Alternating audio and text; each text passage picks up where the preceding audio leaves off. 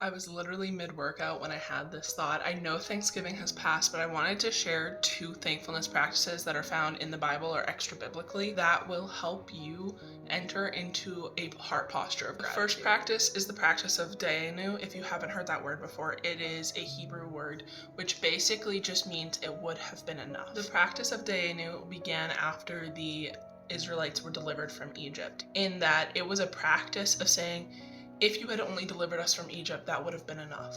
If you had only provided manna from heaven, that would have been enough. This idea of the fact that God continues to supersede our expectations time and time again.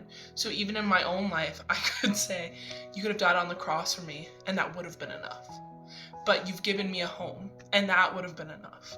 You've given me food to eat, that would have been enough. I find myself so often taking for granted the things that Jesus has done for me and the things that he's given me. And I think that this puts you into a mindset of understanding just how much he has truly done, how much he has truly gone out of his way for us, and how much he truly gives us every single day. I don't know about you guys, but sometimes I need a little bit of perspective.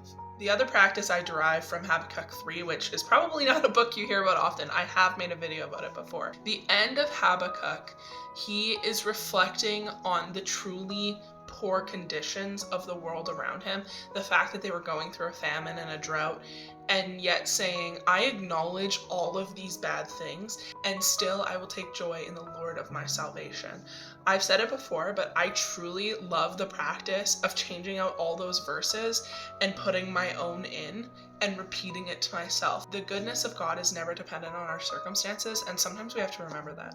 Sometimes we have to understand that even when things are truly bleak, and I understand, and I'm not discrediting how hard things can be, sometimes that perspective of speaking that over your life and saying, despite all of these awful things, I will choose to take joy in the Lord, the God of my salvation. Because if nothing else, if you have nothing else to be grateful for, you have God.